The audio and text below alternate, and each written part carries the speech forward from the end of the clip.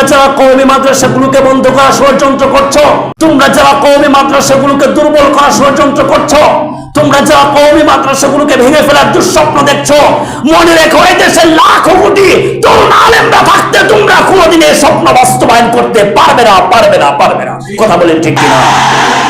আলেমদের ইতিহাস মাথা নত করার ইতিহাস নয়, বরং আলেমদের ইতিহাস বাতিলের সামনে দাঁড়িয়ে সত্যকে বজ্র কণ্ঠে ঘোষণা করার ইতিহাস। কথা বলেন ঠিক কিনা?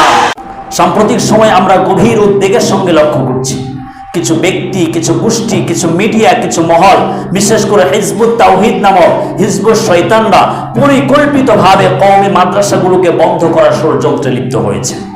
তারা বিভিন্নভাবে সাধারণ মানুষের মনে বিভ্রান্তি সৃষ্টি করে এই কওমি মাদ্রাসাগুলোকে, দ্বীনি প্রতিষ্ঠানগুলোকে দুর্বল করার প্রচেষ্টা চালাচ্ছে।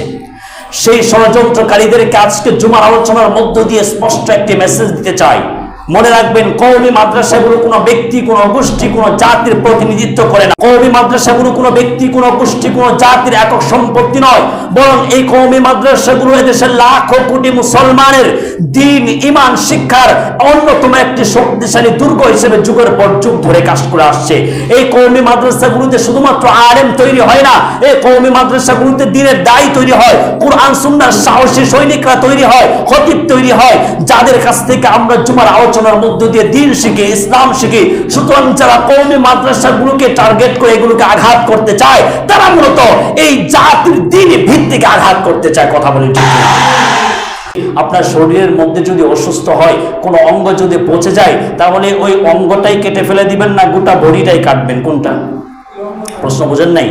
আপনার অঙ্গে যদি পচন ধরে, হাতে হোক, পায়ে হোক, হ্যাঁ, বা যেখানেই হোক, অঙ্গে কোনো একটা অঙ্গে যদি পচন ধরে, তাহলে সেই অঙ্গটাই তো আমরা কেটে ফেলে দিই নাকি? নাকি মনে করি যে না, হাতে আমার এই আঙ্গুলটা পচন ধরেছে, বাকি 5টা আঙ্গুলও কেটে ফেলে দিলাম, এরকমটা করি না। বিচ্ছিন্ন কিছু ঘটনা সব জায়গায় আছে, কোন জায়গায় নেই? স্কুল বলেন, কলেজ বলেন, হ্যাঁ, ভার্সিটি বলেন, সব জায়গায় আছে। সেরকম কিছু বিচ্ছিন্ন ঘটনা মাদ্রাসাগুলোতেও ইতিমধ্যে আমরা দেখতে পাচ্ছি। আমি অস্বীকার করবো না যেটা হয় নাই, বরং হচ্ছে। তবে এই বিচ্ছিন্ন ঘটনাকে কেন্দ্র করে সব মাদ্রাসাগুলোকেই তো আমরা খারাপ বলতে পারি না। পারি? যদি সব মাদ্রাসায় খারাপ হয়, আমার দৃষ্টিতে সব ভার্সিটি আগে বন্ধ হওয়া দরকার। কি বলেন? কোনো ভার্সিটিতে সমকামিতা হয় না? কোনো ভার্সিটিতে নারী পুরুষ একসঙ্গে জেনা করছে না?